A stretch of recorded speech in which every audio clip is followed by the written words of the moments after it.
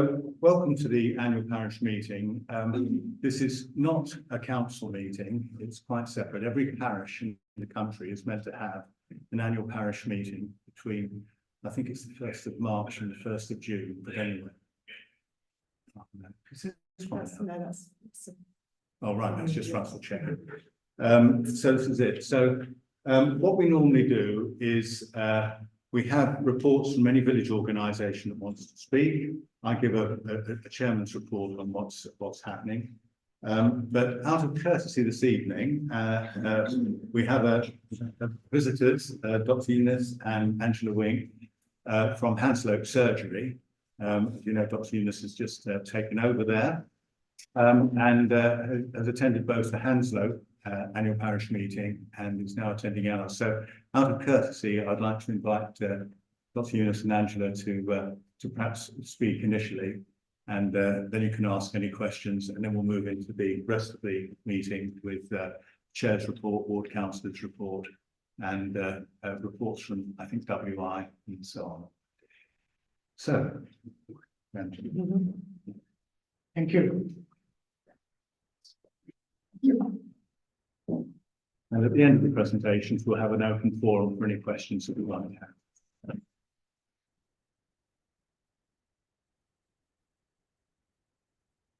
Some windows. There's windows on here. Yeah. Right. So, Okay. Is it all right to talk? Yeah, please go. I'm Dr. Younis, I'm a GP from Parks Medical Practice. Now I'm based in Hanslope, but I also work in Grange Park as well. I'm Angela Wing, new practice manager with Parks Medical Practice. This is my 5th week here, looking after the practice, and I'm working with Dr. Younis. Okay. I'm sure, I think most of you or some of you might know me. I joined Parks Medical Practice at Hanslope site as a trainee, GP 97. I finished my training scheme August 2000, and then I had to wait till Dr. Sutton retired in 2003 when I joined as a partner. And most of my working life has been at the road and Grange Park. Now the opportunity has arisen because of the internal reorganization. So I'm the main partner at Hanslope Surgery. So Hanslope and Castlethorpe and the surrounding villages, Hartwell, they're quite familiar to me. I think it's just a matter of like getting that deja vu feeling, you know, wherever I go. So yeah, I'm happy to kind of like come in answer if you have any like anything to discuss. We have got a very active PPG group in the practice, and we like to work very closely with them in terms of like you know, the different areas we need to like work on. We, as you know, the whole world, including us, went through COVID time. It was quite a tough. It changed everything. It changed, you know, NHS in so many ways. So we are still like recovering from it for certain aspects of it, like in terms of like waiting list. But there are some good aspects as well, because it put emphasis on new ways of like working and new ways of communication. I think I think the evidence is right in front of us. Yeah. So we in the parks we have like tried to adopt the new ways of working to varying degrees. So I'm quite proactive. So in terms of like communicating with the public and service users. So I suppose we have got an armamentarium of different different techniques which we can deploy. And you will see in the coming few months, it will work to everybody's benefit, which obviously, as in the question answer, if you want to, we can explain that. Thank you very much. If anyone would like to ask a question, if you come and sit on this seat, if you speak from the back there, the microphone won't pick you up clearly. So it's really matter of coming forward. But could I ask first of all, just to start the ball rolling, our plans for expansion, because I know both Hanslope Parish Council and our own Parish Council have made some planning gain S106 money available, and I know there have been discussions. I think John Keegan used to be our rep on that, but he's no longer a councillor. I'd be very interested in knowing what your plans are for practice. And so, Well, this afternoon I got an email from Alison Andrews. Yeah, so I think she is the Milton Keynes Council. So I think there are some good news on the way. We submitted plans for Hanslope expansion.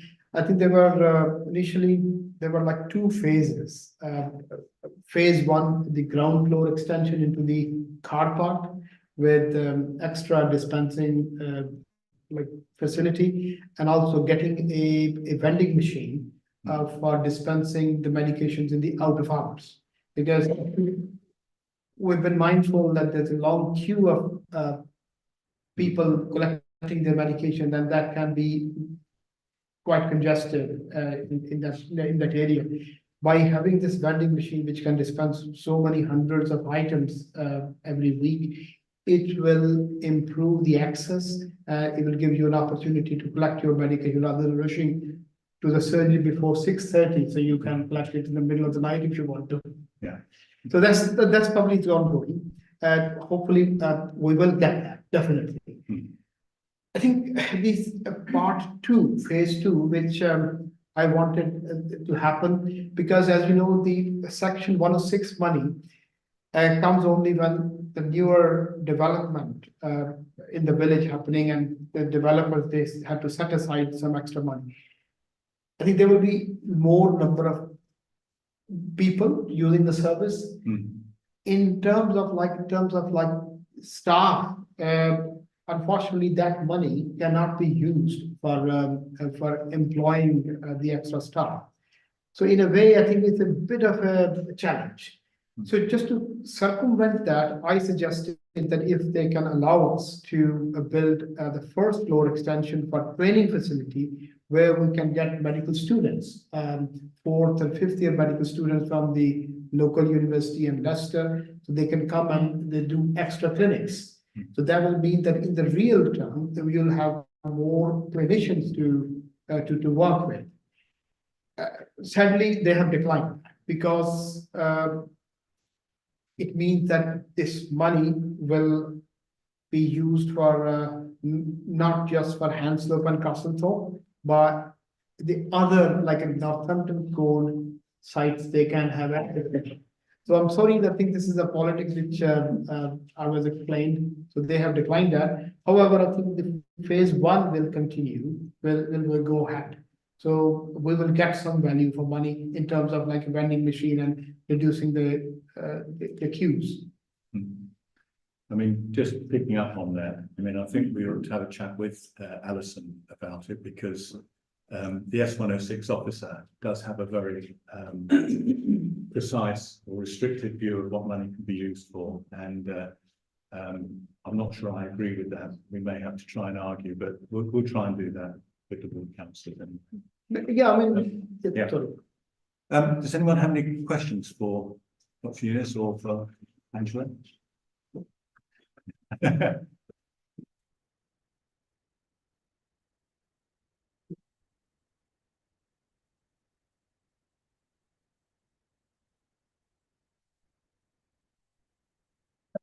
Can't see myself, but I hope you can see Indeed. the screen. I'm not a big user of doctors. I don't go very often, but the last time I went, I couldn't get through on the phone. I couldn't get through on the online to book. And it was, so I went to the surgery and it's very easy to book. So what was the problem with the phones and the online service when it wasn't working properly?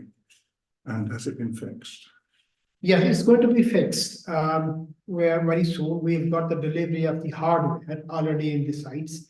As a partner, I've been aware of the problems of people. They have to like ring so many dozens of times to get through, and it's very frustrating experience. And I have tried just to see now what service user go through I rang like the patient line and see it's a frustrating experience, and I agree. I think one good thing which came out of the COVID, so the government realized that having remote consultation, having good access to the surgery is a very important area, and it affects people's morale and health-seeking behavior as well. So we have been given funds to upgrade our system. It's a new system which is coming hopefully Next week. Next week, it's imminent. We have the hardware. So it's called Surgery Connect, and with that system, going the queue will be a thing of the past. So if when you ring the surgery, you will be told that which number you are in the queue, and if you want to if you want to keep your place, the system will ring you back when your turn comes. We also looking at the access reorganization of internally. So one of the tasks which I have given to Angela to make 4 sites as one practice. So rather than having like 4 practices, should be one practice. And with this new system, there is a way forward where if you, for example, if you want to get advice, or you want to have a quick chat, it should not matter whether it's a doctor. If I am sitting in Grange Park, I should be able to pick up those calls. So in this way, internally, it will be diverted wherever the doctor is available or a nurse is available. So in this way, I think we can improve our waiting time, and also we can reduce the stress at the reception level, because our receptionists, they work really hard, but they are trying. So far they've been hardwired that they have to fit that patient in that particular site, because Hanslope patient or Castlethorpe patient should be seen at Hanslope. So we will move away from that one. So the Parks medical practice is one practice, and all the resources should be utilized to the full capacity, because so often we get extra help, a nurse or a locum, or sometime I think the particular site is not busy, but the Hanslope is very busy. So in this way, we can redirect them. I don't know whether it's answering your question, but it's going to be improved in days rather than weeks. Oh, that's good. Yeah. Does that mean that if there is a vacancy at, say, Grange Park, but nothing in Hanslope, you could actually go to Grange Park? Absolutely, absolutely. I think because we are at the same time, we are mindful. There are people who might not have access to public transport. The people who are elderly and have physical conditions. So they should be given priority.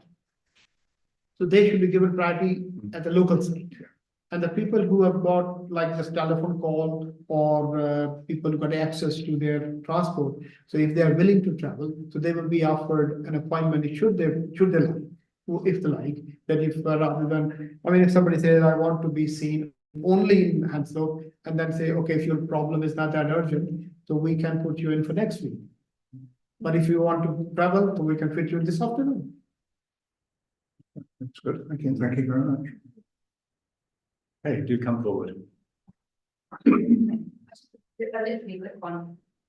I was just wondering whether you're actually going to extend the online booking system for appointments, because at the moment it is just telephone bookings only, and it would be really nice to be able to, and save your very hard-working reception staff from answering phones, so if people could actually book an appointment online. Yeah, I think that's a work in progress, and I think we should. It's AccuRx is the system. Yeah. Where it's an app called AccuRx. I think probably some of you might have had the experience with that. So we can release the bookable appointments through that. Just to give you an example, because I've seen it happening in other practices. You had a blood test, and the blood test result come back, and I feel that I need to see you or speak with you. then I can send a link with that message, which you can have either face to face or a telephone. And in the surgery, there will be allocated appointments where you can like book your own appointments. So that will be, So online, because I've already got the app, I've got those apps basically, yeah. But at the moment, if you want to book an appointment on the app, it is literally just the telephone appointment. It's just There's a- no face-to-face appointment whatsoever. this is not, it should be more than that. Yeah, Yeah, but it's not. Okay. thank you. All right, thank you. Any other questions? Again, just a quick one, but two questions really. I agree with what Paige just said, that it's only telephone lines online. And I've been to the doctors to then change those telephone appointments to a face-to-face if I can. And I'm told that I can book it online face-to-face appointments, which you clearly can't.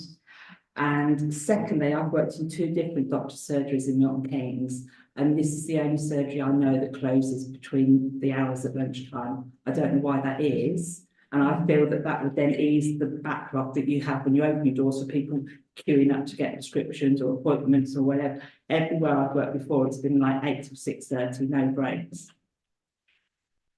Well, thank you very much for your first concern. I think hopefully that will be addressed like soon when we get the new system. And I think we need to work in conjunction with the new system to get through like system called Exxon or Surgery Connect. The secondly, I think we need to get that QR system where we can allocate appointments for the pre-bookable, face-to-face, as well as available. And then you can send a link to do that. In terms of like the surgery closure is concerned, when the surgery doors are shut, there's a huge amount of activity going on I've behind the worked, scenes. as I say, I've worked in a doctor's and I know that people don't go home at 12 o'clock Yeah. and they work till 2. I'm not disputing that, but why isn't the physical door open and reception is still there to take queries or collect tablets? I know there's a huge amount of work. The town practices, they are not dispensing practices. So No. we are dispensing practice. And I think it's probably, I cannot answer the question fully because our Grangemark site is open from 8 till 6:30. That's the fully manned, if I use that word right, but I think fully. Fully person. Yeah. Fully staffed. Fully staffed, yes. yeah, fully staffed. So this, I think when Tony Hillier's time, I think I remember Dr. Hillier was there. Since then, I think there was some like, legislation or something. I'm not fully aware of that. I think this allowed us to utilize that time where most of our receptionists, they are dispensers. So if we have to like make them work without a break, then it will be difficult. That's one of the reasons. I'm not saying work without a break at all. There's shift systems, you do mornings till 2 or 2 till 6, or I'm not saying people shouldn't work. Yeah, I don't without think breaks, they, of course not. yeah, it's just the nature of the work changes during that 2 hours. But in terms of like, in the access is concerned, I think that's going to improve when we get the new vending machines. And also in terms of like getting the advice is concerned, if you ring the surgery line, the help is available at the end of the line. You can always, there is a doctor on call. You ring, it goes to the admin and it comes to the doctor on call. So it's not like, yes, doors might be closed, but we are there at the end of the day. Okay. Right, thank you. Any other questions for Dr. Younis? Well, in that case, can I thank you very much? I think this is the first time that anyone from Hanslope Surgery has come to our parish meeting. So that is very, very much appreciated. Thank you. And I'll say, I hope I won't be seeing you. In a good way. I think John Keane, I know for a long time. I'd just like to work more closely with members of people community. And I have already had a meeting with John. I think Angela, you had a meeting with John Keane Yeah. the last week. Last week, Thursday. Yeah. So I mean, if you have any ideas or concerns, I mean, we have Angela, I think, Okay. started, so you Yeah, can. to leave my email address. Yeah, if you would, Yeah. please, if you let Jackie have it, that'd be really good. Thank you. Okay, Okay, thank you very much. indeed. Thank you very much. Thank you. Right, move on then. I think in that case, I'll move on to the chair's report. And then again, if there are any questions that come up, we can take that, and then we'll go into the other reports, Liam and any other organisations, then we'll have an open forum. So the last year has been pretty busy in the village and for the parish council. I'm talking about the last year, since last April. We had elections in May. Steve Bradbury was demoted from clerk to councillor, replacing John Keane, that we've just been talking about, who stepped down. Jackie Ladyman joined us as clerk. We also welcomed Alison Andrew as our new ward councillor, replacing George Bowyer. So, you know, I did record our thanks at the time to both John and to George for their service to the village. And a few days later, we then had the coronation. Since an awful long time ago, wasn't it? And tea and cakes event was held on the following day. In June, we won the Buckinghamshire Best Kept Village Award for the class for villages of our particular size, and shared the Sword of Excellence, which I have to show you as it's being brought here. And this is given to the best overall village, and we shared it with Western Underwood. So that was really quite an achievement. So it's the first time we've won the overall Best Kept Village, and you know, icing on the cake was to get the For the camera as well, all those watches. oh, for the camera. Thank you, Peter. There we go. All the best. And there we go. Thank you, Peter. So I noticed, well, I would like to thank everyone who did help keep the village clean and tidy, especially those who went out and picked up litter. That was greatly appreciated. I noticed that the award sign is now featuring on with great prominence on any properties for sale in the village. So you have a picture of the house and you have a picture of the Best Kept Village Award.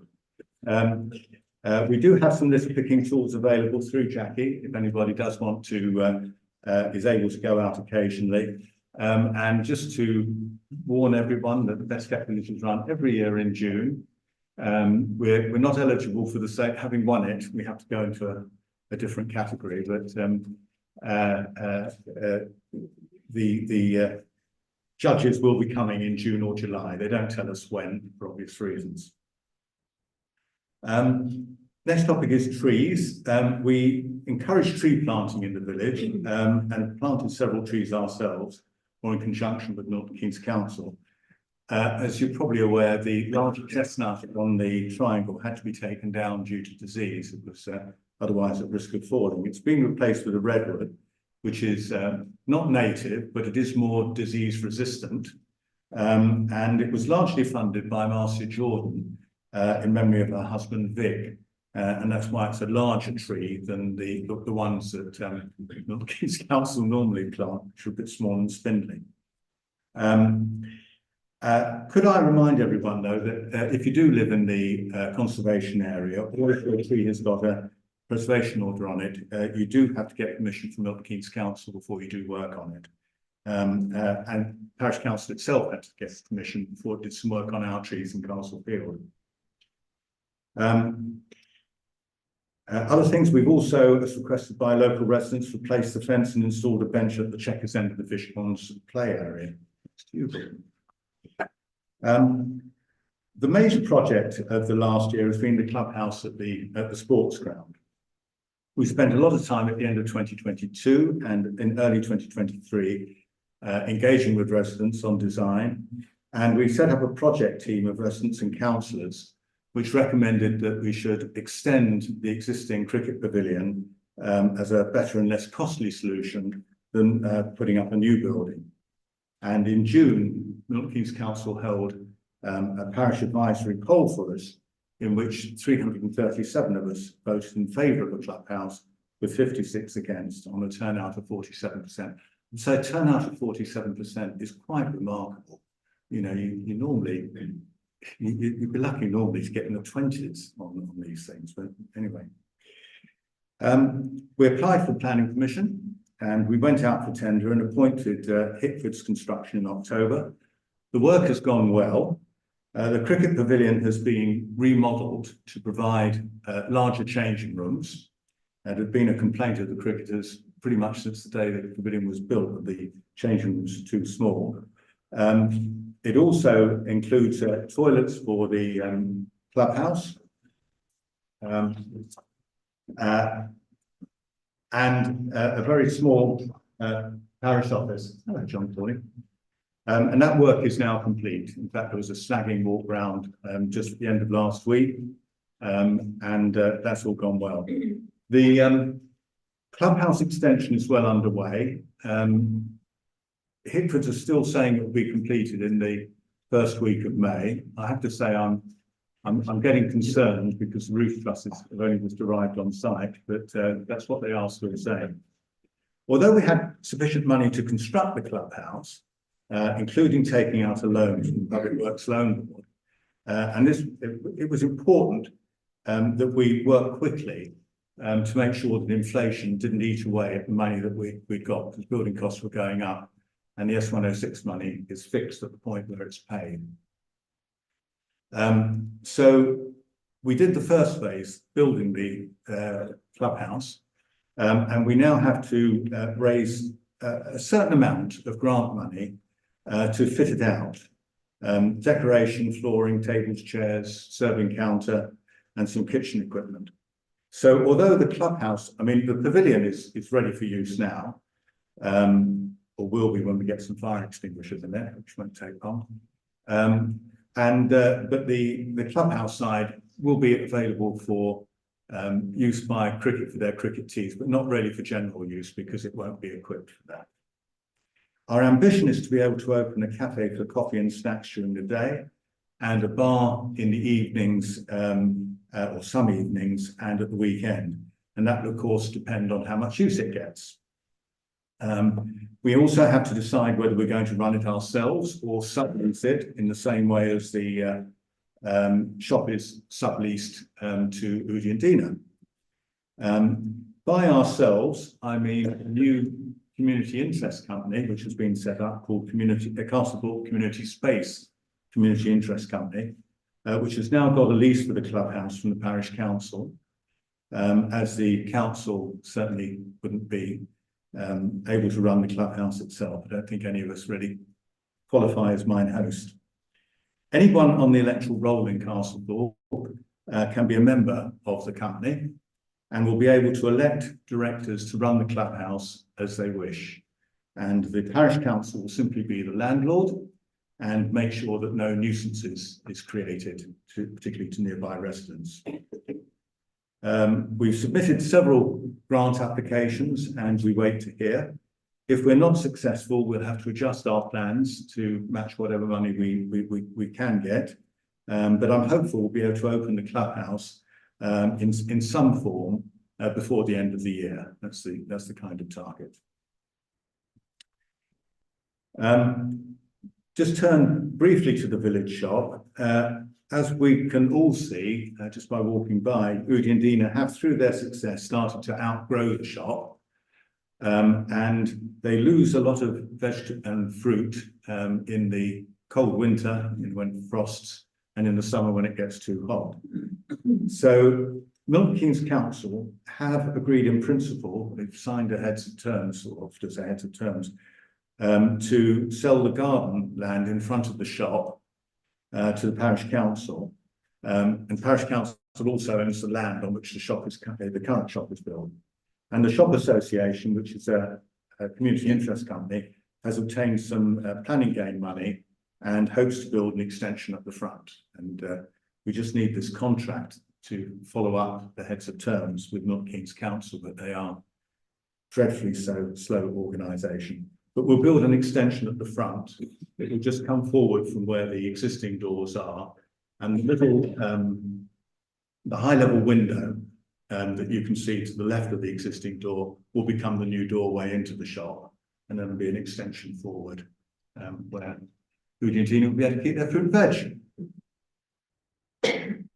There's also some of this S106 money for something called public art. And Milton Keynes Council have agreed that this can be used at both the new clubhouse and at the shop. Now, there's no decision on what form that public art would take. And we have invited residents to contribute to that. And there is a meeting at 7:30 here next Monday, where a lady called Louise Izod, who administers public art from Milton Keynes Council, will come and tell us how we go through the process. But it can be any form of art. It could be a sculpture, for example, or it could be something that fits on the front of the shop, anything like that. But I wouldn't know. I'm not very artistic. Highways remain the bane of our lives, especially with potholes. I mean, it is just dreadful. Some of the worst on Bullington End Road have been repaired. I think they've had the second go at repairing some of them there. But there are many others that have been reported, but which Milton Keynes may not classify as needing repair. And perhaps our ward councillor, Liam Andrews, will speak briefly on that because he happens to be the shadow cabinet member for highways. I stress the shadow, that is to say, he's not responsible for it. He just tries to hold them to account. We persist. Similarly, ward councillor Chris Wardle has been engaging with his opposite number in West Northants Council because the road beyond, just beyond Shepperton, just by that first bridge, becomes West Northants. So all those potholes are theirs. They are scheduled for repair later this year, thanks to Chris and his opposite number in West Northants. But West Northants now say they've run out of money. So they say they will do it this year, but this year, of course, runs until April of next year in local council terms. So Chris will, every month he's chasing. He writes to Ian McCord, you see the councillor there, and Ian writes to the highways contact for ward councillors, and they respond with the latest situation. Inconsiderate parking remains a problem in several parts of the village, but particularly in South Street and joining roads, such as the entrance to Maltings Field and School Lane. It is difficult to park when many of our older houses preceded the existence of the car, never mind several cars per household. But I would just ask, if we could consider others when we are parking. For School Lane, we are borrowing something called a child bollard, which I gather is a bollard that looks like a child, and it will go in the road at the bottom of School Lane, and hopefully deter people from blocking in, because it literally just blocks all the residents in School Lane. I mean, there's not a huge number of them, but there are some, and they do need to get to work and do school runs and so on themselves. We've got 2 new solar-powered speed indicator devices set up on the roads that have consistently proved to be the fastest entrances, which is Hanslope Road and Wolverton Road. We wanted to continue using the old speed indicator device on Bullington End and Station Road, but it appears to have taken umbrage at the arrival of younger and prettier siblings and has died. But I think we are looking for Dave. Actually, there he is. Dave is trying to revive it, but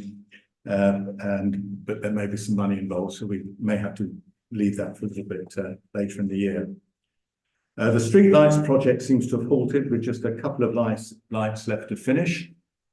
I mean, it is just. Do you know? I sent the first email on this 4 years ago. And they are certainly 2 years behind schedule. I mean, anyway, there you go. We all got new wheelie bins in September. The rollout wasn't perfect, but I believe we got bins for everybody after making a bit of a fuss. And I think that is working. I personally find them quite good, actually, but obviously that's very individual. Planning. Now, there are 2 major items.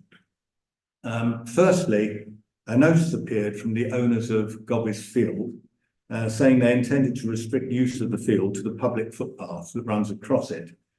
As it's been used for general recreation by dog walkers and people just having fun for several decades, Councillor Kay Sawbridge, with support from the Parish Council, has registered a formal request to have it registered as designated as a village green. Now, that would allow use of it widely in perpetuity. And I'm sure I speak for Kay when I say, thanks to everybody who returned the form to her. It was quite an outstanding number. I mean, Kay was liaising with Newport Pagnell Town Council, who'd been through a similar exercise. And believe it or not, we had several times more returns than the whole of Newport Pagnell. I mean, for theirs, so it was very good. At the same time, Milton Keynes Council is writing a new local plan called New City Plan. A local plan does many things, but one of the things it does is it designates land for housing. Milton Keynes Council is setting the new plan to run until 2050. Despite most local plans running only for 15 years. The problem with that is that yet more land has got to be designated for the last 10 years, if you sort of mean. Normally it runs to 2040, you make it go to 2050, you've got another 10 years worth of land to be designated. And when you do that, it tends to have a blighting effect on the land and on the village.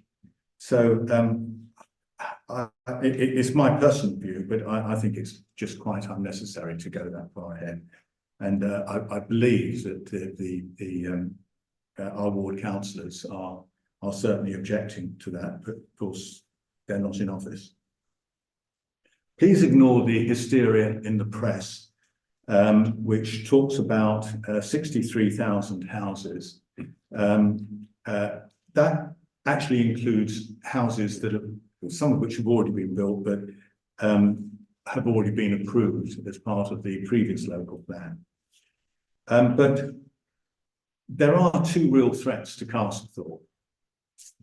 The first is a proposal to create a development area called MK North.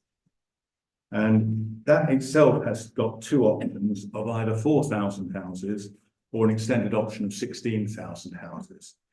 Now, although they wouldn't actually build directly in the parish of Castlethorpe, it would come right up to the dips and then sweep right round to Hanslope, round the back of us. So all of that area would be built up. And with the extended option, it would go right up to the M1. So this is huge. I mean, to put it in perspective, when I talk about 4,000 or 16,000 houses, Castlethorpe is 500. So that's the scale that they're talking about. Now, these options, the MK North options, are currently what Milton Keynes Council is saying not preferred. In the draft plan that will come out for public consultation in July. Now, we're working with our neighbouring parishes and with our ward councillors to ensure that it doesn't suddenly become preferred, because that's what happened to the eastern expansion area around Mulso. It was non-preferred, or suddenly it's preferred. And you've seen what's happened over there with that, I can't remember the road number, road from Newport Pagnell down to Junction 14, just being completely closed for a year or whatever. The second threat is what they call the non-strategic expansion of villages, which sounds quite innocuous, but still has up to 3,500 houses in the rural villages. That's not just Castlethorpe, that's all the rural villages in Milton Keynes. Non-strategic means that there won't be any new infrastructure. So the strategic developments, they're going to have doctors' surgeries and shopping centres and hubs and all of the things, shops. But non-strategic means, no, you don't need any of that. We'll just build some houses because there aren't going to be many of them. And these are evaluated on the basis of sites put forward by the landowners. Or by the landowners or developers. Now we know that there are 3 of these non-strategic sites in Castlethorpe, and no doubt Gobbis is one of them. But Milton Keynes has refused to tell us which they are, or allow us a voice in the selection. You know, because normally in a neighbourhood plan, for example, you can put forward 2 or 3 sites and say, well, which one would you like? We've got to have some. Which one would you prefer to have? But no, this is Milton Keynes Council would just say this is it. So we object to that basically, and we will continue to do so. On a lighter note, to finish, I would just like to mention our community event that we run every other Wednesday in the village hall between 2 and 4 p.m. It's actually this coming Wednesday.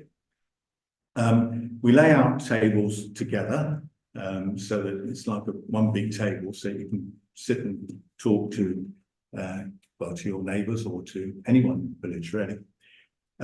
Do come, but also if you know people in the village who, for various reasons, can't get out very much and are unable to socialise, do think about bringing them to the community. There are several people who do come to that who are in that situation, and it really is. It's a very important social break for them to be able to come to that. So that would be good if you give that some thought. So we've done quite a lot this past year to try and make Castlethorpe a better place to live in, and I hope we'll continue with your support in the coming year. So I'll take any questions at that point. As you just finished on development, can I ask where the Parish Council stands on the question of not the expansion of strategic expansion? So where the council stands on strategic expansion, are you in favour of an extra 500 or 1,000 houses? Are you in favour of one house or no houses? Where does it lie? Well, the parish council, I think, would support the neighbourhood plan that was only redone a couple of years ago and is meant to run until 2031. In which we said that we had extended the village envelope to include Carrington Grove, with another 30 houses there. And basically, the position of the council and the neighbourhood plan is that we support development within the settlement boundary, but not outside it. So that is our position. Now, obviously, things can change. I'm personally very bruised over Carrington Grove, not because we've got 30 houses and they're very nice houses, but because it was meant to be a mixture of social housing and privately owned housing. And Milton Keynes, and it was written into the S106 agreement that that's what it would be. And it was written into the neighbourhood plan that that's what it would be. And Milton Keynes, despite me writing, I would say twice a month for probably a year to 15 months when we saw what was likely to happen, they simply refused to do anything about it. I mean, just absolutely refused. And when they took legal advice, it was after everybody had moved in. And I mean, I don't think anyone would want to put people. So I'm very bruised about it. I don't trust Milton Keynes planning as far as I control them. And I wouldn't, in the current circumstances, personally, and this is just me, I'm only one of 7 councillors, would not support further expansion. Well, the reason I raised it is that although I haven't been in the village that long, I think that if you like, unwritten contract between Milton Keynes and the village about increasing houses, investment in infrastructure, whether it's the NHS, whether it's the roads, whether it's the street lighting or anything, that unwritten contract has been somewhat broken. And I think continued expansion in what Milton Keynes described as rural areas is very, very unwelcome. And I think not just in Castlethorpe, but in Hanslope as well, we've seen a lot of increased traffic because you can't get to Hanslope. A lot of the traffic comes, sort of up Station Road. No doubt that's why the road path navigation is falling apart, and West Northants, for them, it's a road to nowhere. Yeah. They've got no interest in maintaining it, and I would be suggesting that it's obviously depending on the village as a whole, that we should be shifting our stance to say that rural means rural, and you can't have something that's slightly rural. It's either rural or it's not. We should be saying, right, we've done our bit, enough is enough. Yeah. 0 new houses here or in Hanslope, and we should be working with Hanslope to ensure that that's what we get. And we are, I mean, that is the current position, and Havisham as well. In fact, actually, the chair of Havisham, Richard Pryor, who's a little bit younger than me, and I think I've fought about 3 battles on this, and it's but Richard is still very much fired up. He's still fought 1 or 2 battles. I'm hoping that he's going to lead our initiative in this. Certainly he has been doing a lot of work, but we will work with the other villages, to your point, in order to resist it. I mean, I'm assuming that is there anybody in favour of expanding the village envelope? No. So I think you're preaching to the choir. Well, if the parish meeting goes, are we in agreement that net zero is the right thing to be aiming for? Yeah, well, I think from nodding heads, I think that's right. Any other questions? No? Can I just ask, you said earlier about parking and particularly around Alton Field.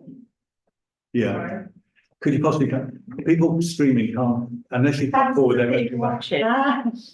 well, I mean, actually, it's a lot of you here this evening, which is very, very appreciative. She's about 50 people picked it up on the live stream. The doctor brought everybody in. You said about parking, and it is a problem, and we all appreciate old houses were built long before people had cars and things. Yeah. But by saying we're just going to ask people if they can park nicely, there's probably 60 people here. So we all know that you've said that. Many people don't see Facebook, whatever, and if they are that way inclined, they're just going to park there anyways. There's no way we could have parking controls or double yellow lines.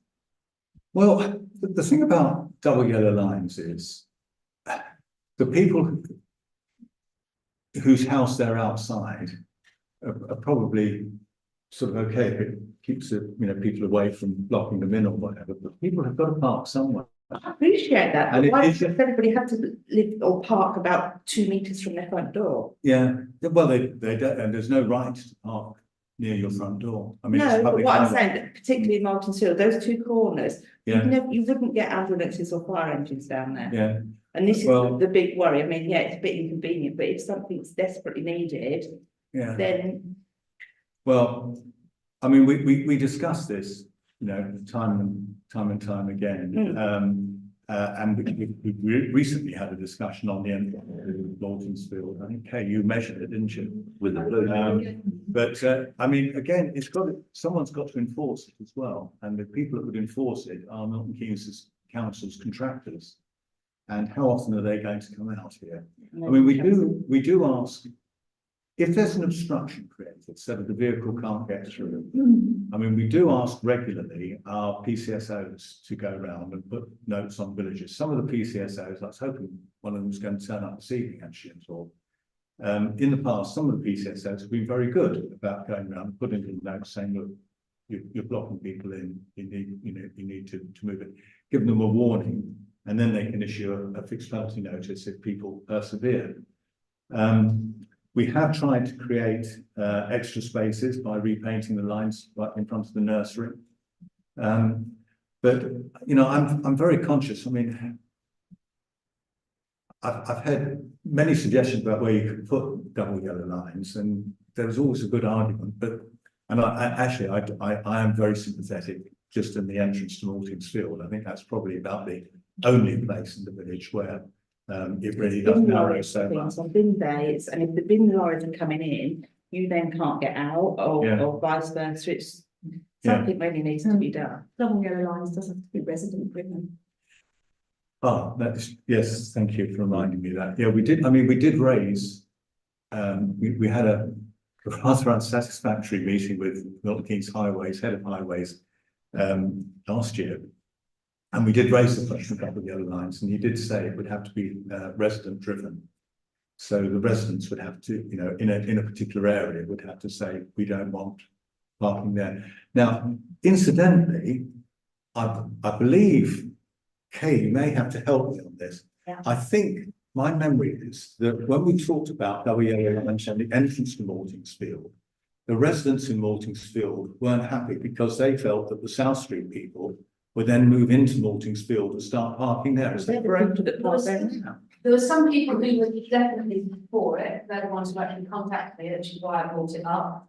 And then there were other residents who said they didn't want it because they felt that then people would just move further into Maltings Field, therefore don't pursue it. Yeah. Because I did feedback to say that actually it did have to be resident led. Yeah. It's not something that the parish council could lead on. I brought it up quite a few times about, because personally I think that's really dangerous. The access into Maltings Field is so narrow when people park their cars. They're not supposed to park, I think it's 10 metres up to the junction. I brought that up. But I don't get great feedback from some of the residents in Maltings Field. And that's where it got left, basically. It was a bit of a stalemate.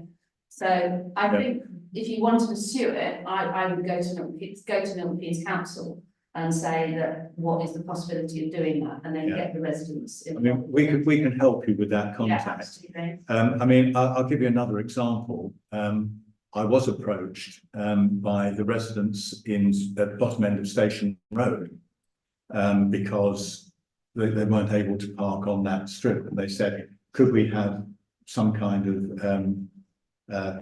parking permit system? And we raised that, and again it was said it's got to be resident driven. The residents would have to, a lead resident would have to come forward. There's even a form on Milton Keynes website for it, and say we want it. Then they have to survey all the affected residents, and you'd have to have a majority who would say they want to do it. Anyway, do come back to Jeff Yours and me or to Kay, and we'll point you in the right direction. Any other questions? Just one thing, Chairman, on about Hanslope and the 500 houses they had, the main reason they were dumping Hanslope is Milton Keynes hadn't got enough area, and Hanslope hadn't got their neighbourhood plan, and they were asked time and time and time again to do it, and they didn't do it, and that's why Hanslope got closed. Yeah, they didn't, yes, that's true. They didn't do a neighbourhood plan, whereas we did. Anyway, there we go. Steve? I have a question for the Parish Council Meeting, so that's. Yeah, can we, no, we will do that, but if we can just do the rest of the reports for the parish meeting, and then we'll run into an open forum effectively for the parish council, because I know what you want to raise.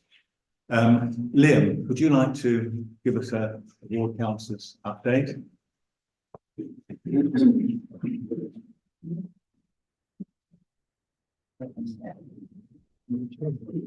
Million screens. Yeah, so as we said, my name is Liam Andrews. I'm one of the ward councillors for Newport Pagnell North and Hanslope. So we cover Castlethorpe, Hanslope, Havisham, Redhouse Park, Stoke Golington, Gayhurst, Little Linford, Tattle End, and Newport Pagnell North of the High Street. So the medical centre site. So it's quite a big ward. We've got 3 councillors. There's me, Chris Wardle, and Alison Andrew, who has one who doesn't have the S. So even though everyone thinks we're related, we're not. So we work very closely with Phil and the rest of the parish council in working back with Milton Keynes Council. All three of us are in opposition to the two parties that lead the council, but we do our best to support where we can. Which obviously started, if we go back to last year, it started with the bin rollout of the wheelie bins. We had quite a lot of casework off the back of that with people who either didn't get their bins or there were some issues with missed bin collections, so we supported a lot of people with that. And now I don't get anything on that, so I'm hoping it's all running smoothly. If it's not, do get in touch and I can try and help where I can. We also have our ward budget, so each of us gets a certain amount of money that we can use to support projects within the ward. As the three councillors, we put it together and split it between all the different parishes in the ward. So in Castlethorpe, I think we supported a senior lunch this year. Yeah. Alison also put some towards this Hanslope and Castlethorpe Scouts and Cubs. And I've put some towards mental health support books to go to all the schools across the ward, which I think is really important off the back of the pandemic and how little children spent in school during the pandemic. As Phil has already mentioned, the new city plan is probably the biggest thing that we're having to deal with at the moment. There's obviously the 63,000 houses is the big headline, but 30,000 of those are already accounted for. They're already planned to be built, so it's an extra 33,000 that the King's Council are planning for. Now, I haven't properly read this yet because it came in while I was at work today, but Alison had a meeting with the planning department this week about the new city plan. And about the fact that we haven't got the information on which sites are going to be included and they've said that the reason that they're reluctant to release the information is because it's not been fully worked through, and if there are any inaccuracies at this stage, it will cause obviously concerns for people contacting officers based on inaccurate information. The full information will be loaded on the interactive platform for July. Which we don't think that's good enough, because as I raised in a meeting with the leader of the council last time, there was a plan. MK East wasn't included in it, and then at the last minute it's thrown in, and we are concerned that will happen again. We hope it doesn't, because it's in the not preferred options. We are continuing to raise it, and we will fight against it all we can. The local MP has been involved. He set up two public meetings, which were held in Hampshire and Hanslope, and we are doing our best. And from what the leader of the council is saying, it shouldn't go into the plan. The rural option should not go into the plan, but you just never know, and that's why we're fighting as hard as we are. And people are questioning us because it's not in the preferred options, but we know we have to do it to make sure we put the pressure on and don't allow it to happen. Phil also mentioned the issues with the road down by the navigation, and the fact that Chris has been working on it. It's you know, I drove down there today, and it is awful. So we will keep putting the pressure on West Northants, because it is them. I can't blame it on King's Council for that. And they have said they'll get it done, so it's just about putting pressure on them to when they get it done. Another thing that was mentioned was the streetlight project. So I asked about that in my most recent meeting with Highways, and they seemed shocked that it hadn't been done, because the project across the entire city is now almost complete. But they have promised to give me an update on that soon. I haven't received it yet, but I will chase, because it does seem a bit odd. So I'll go on to that. Well, actually, I mean, they haven't sent us the invoice yet. So Actually, but after 2 lights then. yeah. There's 2 lights in that project, but incidentally, there are quite a lot of lights, particularly in the conservation area, which are still the old amber lights, which should be being changed to the LEDs. In fact, it's quite bad because some are amber and some are white, and you sort of go along and it's, you know, it's different night. So they really need to finish that, and we got Jackie inquired of Rachel Monday, the officer there, and got a rather, it will be done when it's done type response. It was really not satisfactory. Oh, yeah, I'll take that back. And then obviously we had Dr. Younis here earlier. So the expansion that he was talking about in terms of the bottom floor, that is going to planning panel at Milton Keynes Council this Thursday. So there have been a few objections on the planning application so far, which is mainly to do with people parking on Castlethorpe Road and sort of the surrounding roads in Hanslope. Because it's going to lose a bit of the car park. But Alison is going to be going on Thursday and speaking in support of the expansion. The car park next to the practice hasn't been adopted yet by Hanslope Parish Council, but the developers agreed that they can put up signage and encourage everyone to use it as soon as possible, which I think is some good news to try and alleviate that issue. And one other thing I thought I'd mention while we're here is in other parts of the ward, Milton Keynes Council is trialling a new MK Connect system, which if successful, it might be rolled out across the rest of the city. I don't know why Castlethorpe and Hanslope aren't included, because it's called the rural areas. Stoke Golden's included, and it is a bit confusing to me, but the way they have set it up to work is if you live in Stoke Golden and you want to get to Milton Keynes Hospital, whereas before you would get a bus, you'd get a MK Connect from Stoke Golden to Milton Keynes Hospital, you will now get a MK Connect from Stoke Golden to a hub in Newport Pagnell, and then get a bus from Newport Pagnell. They are doing this because they want to increase usage of buses, because as you know, they're going down. Their patronage has been going down in recent years since COVID. But to me and to Chris and Alison, we just don't understand how that's going to work, because it's going to cause more hassle for everyone. When if the current system is you can get an MK Connect from house to where you need to be, it just doesn't seem like it's going to work. But it started last week. I popped down. It seemed fairly quiet. There are a couple of issues with the app system. And we've requested a meeting soon to find out how it's going on, whether there's been an uptick in bus usage, whether people are finding it useful. There's a chance it won't go past the trial stage, but I just wanted to make everyone aware that that is going on in other parts of the ward. Okay, thank you. Any questions for Liam? Sorry. I think, by the way, on that MK Connect thing, Russell knows more about this, but I think the idea is that whereas the buses would meander around all over the place before taking you where you need them, now they meander around a smaller place, take you to the hub, and then you get a fast express through to where it is you're going. Wellington actually, when it first started, they had wait times of more than 17 minutes. And it was even worse when children were trying to go to school. I think that's why they're included. I think also it will actually be quicker.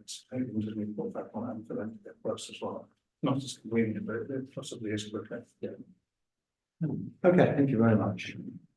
Now, are there any other organisation reports? Are you giving one out? No, support. Chris, I've had my arm twisted. I'm going to take a microphone. No comment. Give us a demonstration, Chris. Yes, so I'm delivering a report on behalf of Nikki Birchall in relation to the dance fitness classes which take place on a Thursday night. So she's asked me to give you a bit of information about that and obviously to invite anybody who's keen to come along. He says, looking at blank faces. It's called Castlethorpe Dance Fitness Class. It's on Thursdays at 6 o'clock in the evening for an hour. It's been going since 2011. And at the moment, Nikki has 22 people on the books. They don't come every week, obviously, but a lot of them do. It's pay as you go, £6.50 for a session or £30 for 5 classes. You just turn up, you don't need to book. It's designed to be a low impact fitness class for people of all ages and abilities. We totaled up actually tonight, just looking through the schedule she has, and it covers over 20 dance styles, which is amazing. I hadn't realised that. And it includes, and she's given me some examples here, Latin, jazz, rock, Charleston, and any others you can think of, really. And sometimes it even involves the use of top hats and canes. Now, that is worth going to see.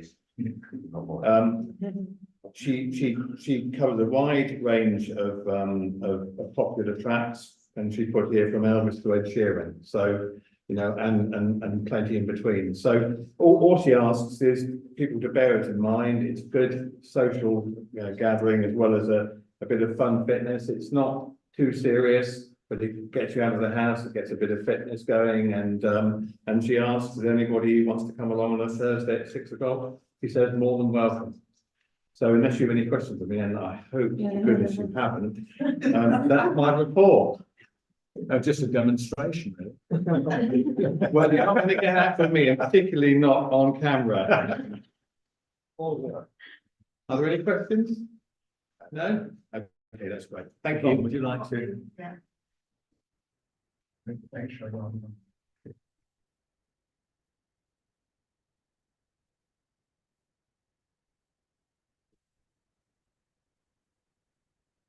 Just let you know, they were trying to do the potholes today up towards the Navy. Oh, were they? Yes, yeah, half-heartedly, but there we are. A few of them have been filled in. You're still having to go like that down the road, but there we are. You better, you know what I am about technical things. The microphone is right there, so if you speak. Somebody should have Well, just speak to that rather than to the. Yeah. Thank you. Some of you don't know, but my name is Yvonne Hans. I'm president of Castlethorpe WI. I've just given you a little run through of what we've done in the past year. In April last year, Scott Humphreys for Newport Pagnell gave a talk on the history of Castlethorpe. He brought many items that he found around the village. At the end of the talk, he allowed us to take a small piece of artifacts or a coin. I think that most of them were found near the old station. In May, this meeting was held in church, as our speaker was Father Adam Burnham, who gave a talk on his vocational journey from Texas to Japan and back to England. He brought many items of clothing and ancient and modern memorabilia from Japan. In June, Judy Leon gave a talk on her life as a diplomat for 30 years in the Foreign Office and all the countries that she visited and lived in. In July, Trish Kempson was our speaker on lasting powers of attorney. How important it is for us to have this for family members and for ourselves. In August, Judy Wheatland gave a talk on midwifery in Saudi Arabia with some sad stories of how women were owned by men and some women were never given the proper care. Girls as young as 13 were giving birth and some women were having 15 or 16 pregnancies. It was and still is a harsh regime. Judy also brought along dresses and one of our members tried them on. In September, we held our meeting at the Barley Mow Cosgrove, where we had a lovely meal. October, Jackie Goman gave a talk about choices. Your loved one's service is important, and the last thing that you can do for them. Choices she offers to a family who wish to have a civil funeral celebrant. In November, we had a Christmas craft evening on the South and Jambracy. We showed members different crafts and the fun evening was had by all. In December, Christmas celebration. It was held in the church. We sang carols and members did various readings. This was followed by a buffet of mulled wine. Proceeds from the raffle went to Willand Hospice. I won't tell you what the dog did. January, a games evening involving a game of bingo. As there were a few members present, we had time for a chit chat, cakes and tea. February was our AGM, plus an informative talk on fraud in banking by Nick Fern, an employee of Santander's fraud department. Easter crafts in March, we decorated chickens and filled them with chocolate eggs, and then we had tea and hot buns followed.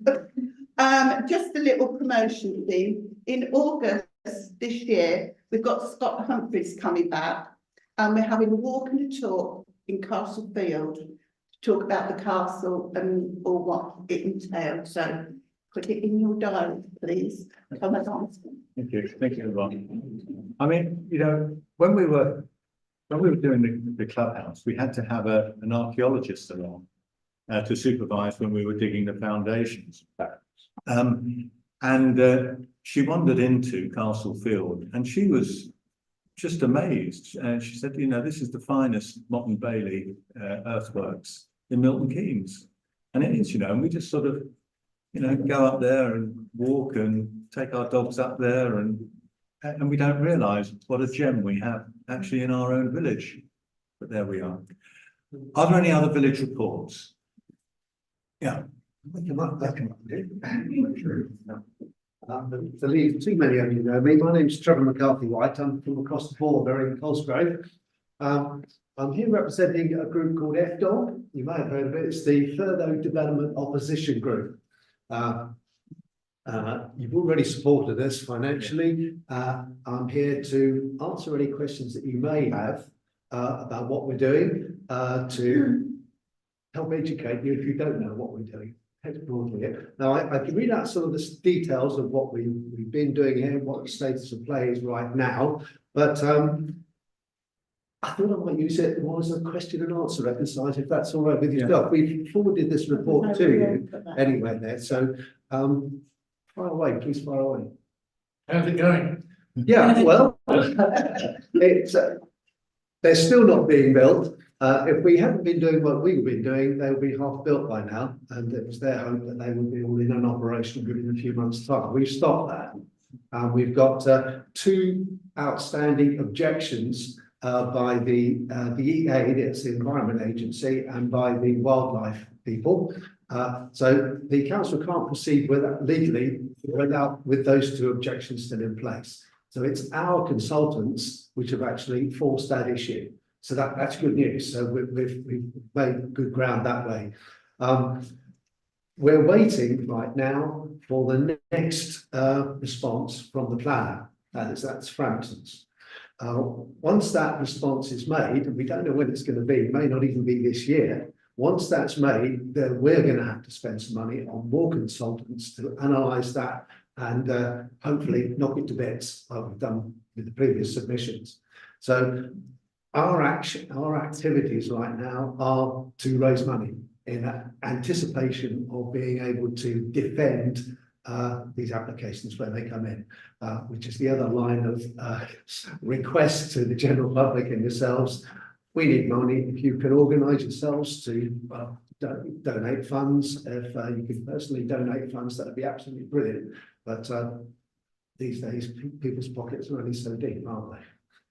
We're organising some events which are publicised. If you'd like to come along to those, equally well, if you'd like to organise your own, we'd be more than happy to help as far as we can. Yeah. So the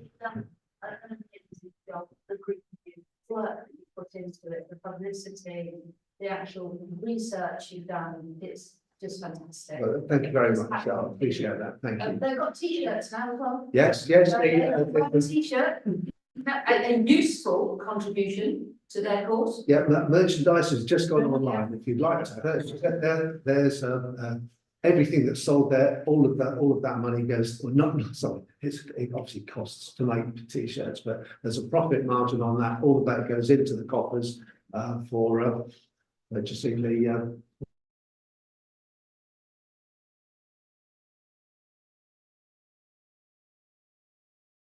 Council have changed the terms of reference in their new strategic plan. yeah. So that the warehouses are now legal, whereas they weren't before. It's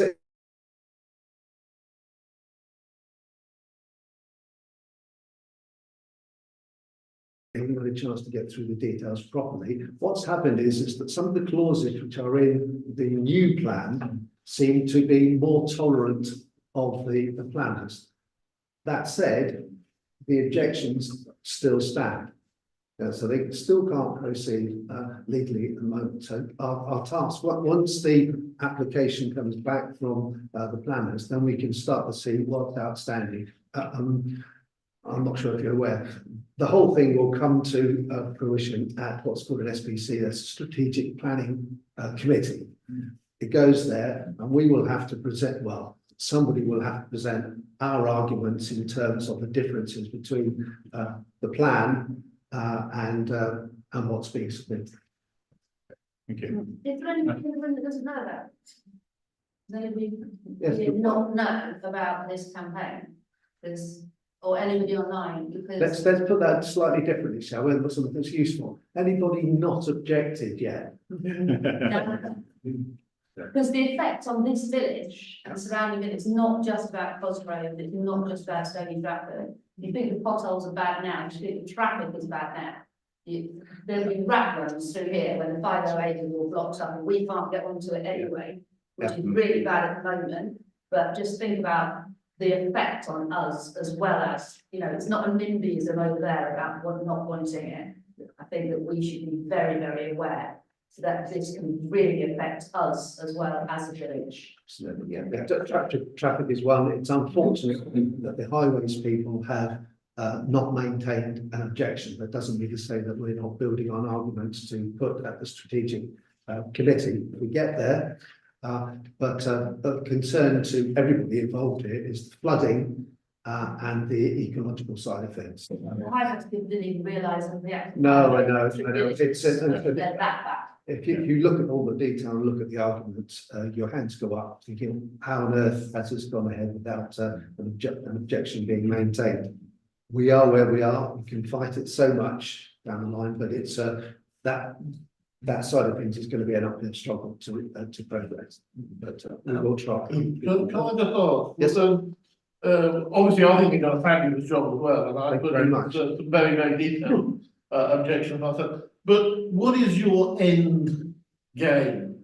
I mean, because you're obviously objecting to the big distribution warehouses, the trucks, etc., etc. Yeah. But there is a strategic, as I understand it, the plan does allow for slightly smaller, lower scale developments. Are you aiming to try and use the environment arguments to keep the valley just as a valley, or are you accepting of the fact that there might be some development there in due course?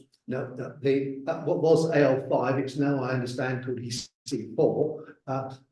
That we have to accept that, Yeah. and no matter what we would personally or otherwise like to have there. There's a definition of what would be there. Our objection right now is the terms of the new application from Right, France. so you're not getting something that looks like Wolverton Mill. Exactly. You're getting something which is 150,000 1.5 million there.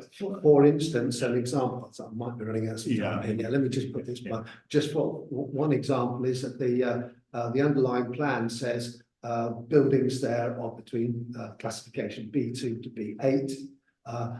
That's what it should be. We have different types of employment there. The current plan from Frampton says that it's all B8. Yeah, with appropriate. Don't want Grange Park at that time. Okay. I think probably. Yes, it is. Yes. Thank you very much for your attention. If you need anything more, please go to our website, have a look there, or if you want to contact one of us, we're sure. Happy to help. Thank you. Thank you very much. Anyone else want to report at this point? Otherwise, I'll open up for general questions. And then we'll take a short break at that point and reconfigure as the parish council meeting. Steve, did you want to raise something at this point? To the Parish Council Meeting. Okay, all right. So there's nothing else in the annual parish meeting. Okay, in that case, thank you all, those of you who, for coming. You're very welcome to stay, of course. Parish Council is a public meeting. But I will now stop the live feed and allow us just to those who don't want to stay for the enjoyment of the parish council meeting to leave.